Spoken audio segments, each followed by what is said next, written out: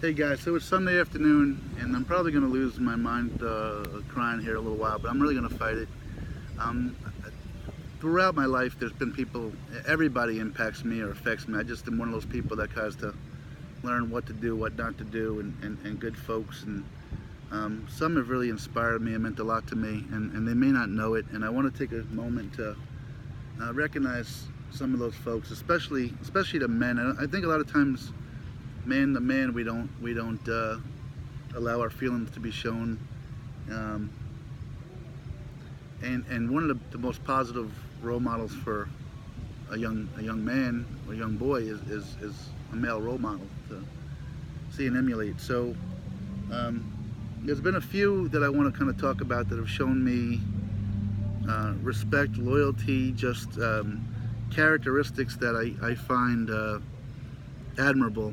Um, there's been others more recently that have come into my life that maybe haven't had the long time uh, friendships that I've had, but have still meant something to me. But maybe I'll say them for another time because I want to kind of talk in particular about one person of this, but there's several.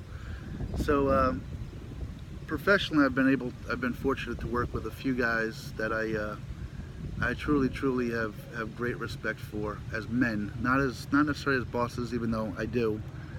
But when I look at a coworker, when I look at a boss, when I look at an employee, somebody I manage, I don't look at them strictly as what they do as employees and so forth. I look at them as people and their character, and those are the folks that I admire and respect. The car's starting not too far away here, so I apologize for some background noise. But so a few folks that I've gotten the privilege to know in my lifetime through whatever avenues. Early in my journey, I spoke about a few folks, Mr. Mock, my friends Wayne and Steve, and another Steve, and Mr. W. and his boys, and what they've shown me at a young age. And more recently in my lifetime, I came across a gentleman that I worked with named James Floyd. And James lives out of Salt Lake City, and great family man, and just about, I guess if I look and say how I would want to treat people, he came from Texas, or Dallas, or no, I shouldn't say, he came from Texas, lives in Salt Lake City, but he has this kind of southern drawl, and I'll never forget, no matter what time of day, wherever it was, whenever I spoke to him, his first word was, "How are you? How are you, James?" And he would always talk to me, and he always genuinely cared about me, the person, before me, the employee.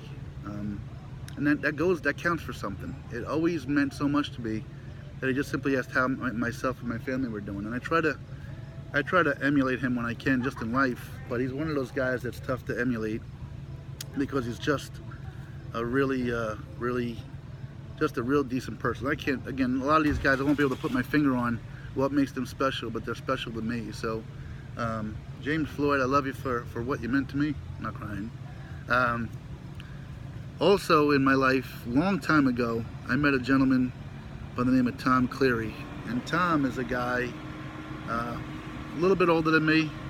I haven't certainly been perfect in my life, but Tom is a guy that also very real, no false pretenses, somebody I would look to emulate.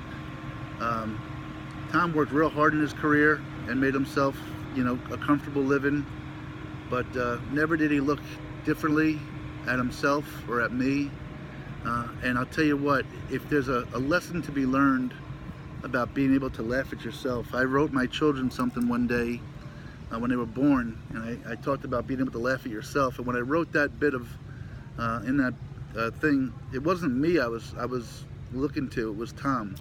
I mean, just a terrific sense of humor, but a lot of people can laugh and have a great sense of humor till you kind of make it about them, and then all of a sudden their sense of humor is not so great. Tom, like I said, is as real and transparent, worked hard and made something of himself, but he's just, he's that guy that I try to emulate in the sense that he can talk to CEOs, and would talk to them one way, and he could talk to, you know, the waiter or waitress at a diner and treat them with the same degree of respect. And I try to emulate him in that regard. So Tom, I love you. Thank you for being my friend for all these years, even though maybe I haven't been the best of friends at times. Along with that, more recently, and it's subtle stuff, I got to work with a gentleman.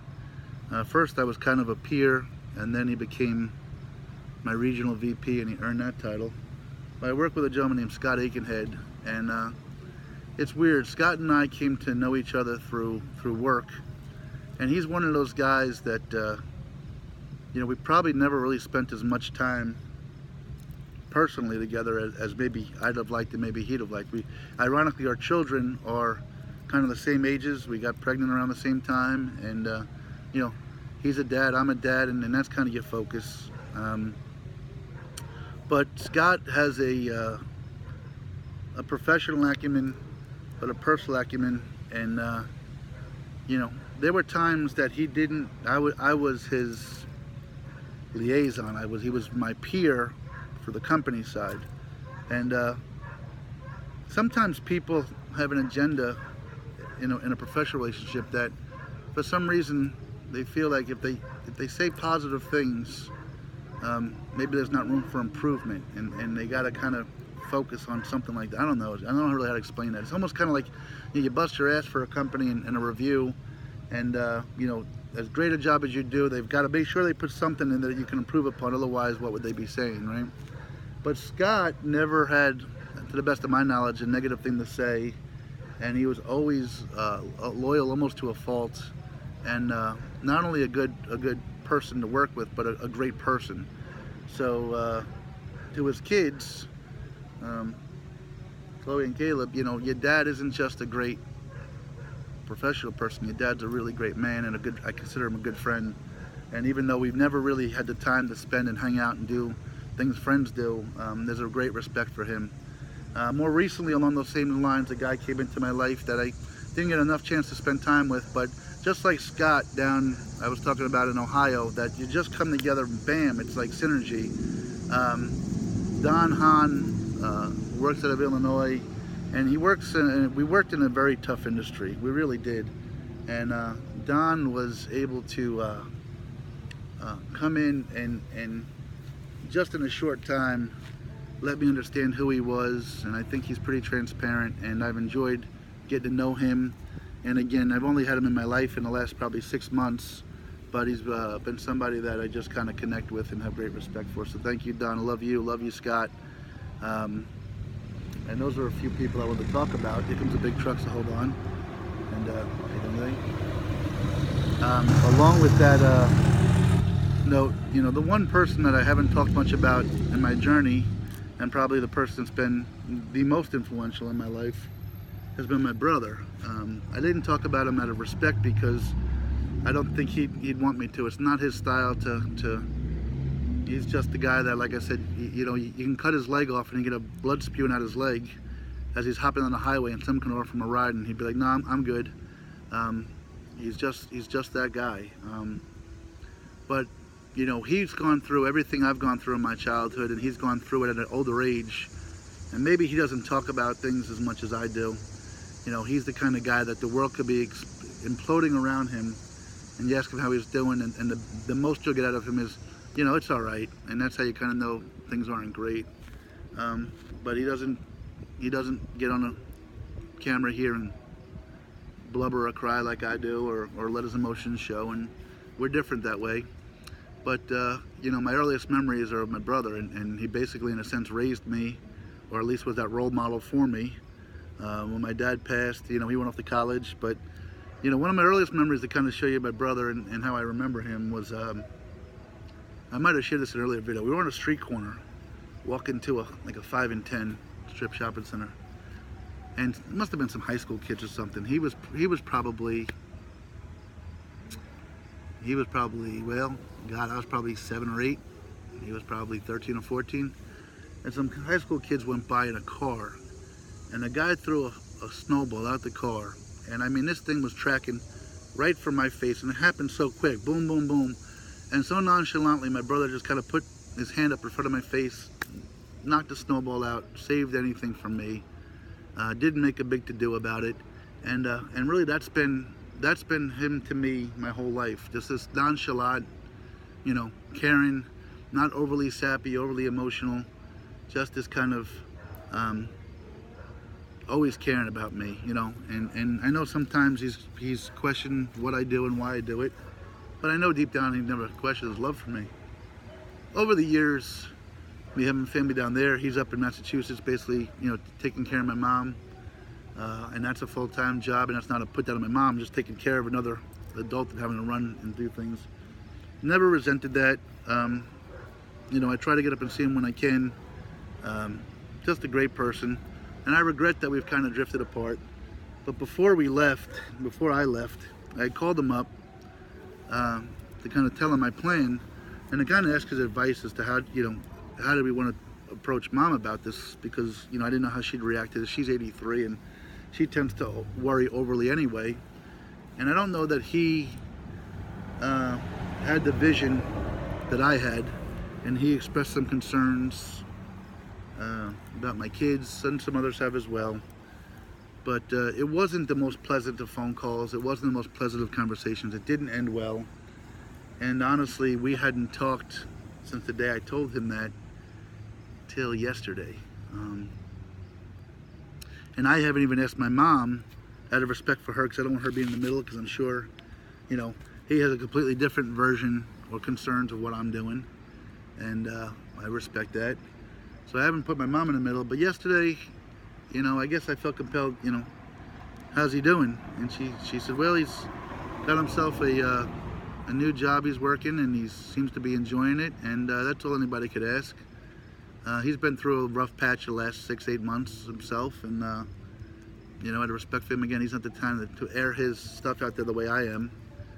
But he's had a rough go, and I try to be supportive with him, and sometimes it gets hard, because the more you're trying to pump somebody up, the more you're kind of making them talk about things they don't want to talk about. And I don't know if I did that to him or not. But anyway, I just texted him and say, congratulations, I heard you got something you're looking forward to, and that's awesome.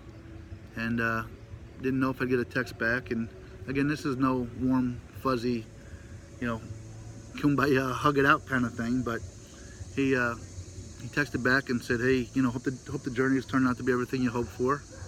And I kind of just extended it one more text and said, there's been some bumps in the road, but it's been really, really amazing, and the book really is going to be pretty amazing, guys. And he just sent back, hey, make sure you take good notes, and that was it. But when you don't talk to somebody you love so dearly for 10 weeks, that's a good step. So hopefully he's past some of what his initial concerns were, fears were for me, and sees the positivity, the support that we're generating as a family, as a group, as the PTT family.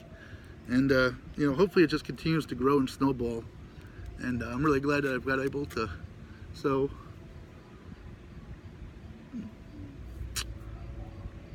damn, so when you talk about people I wanted to recognize, he's at the top of the chart.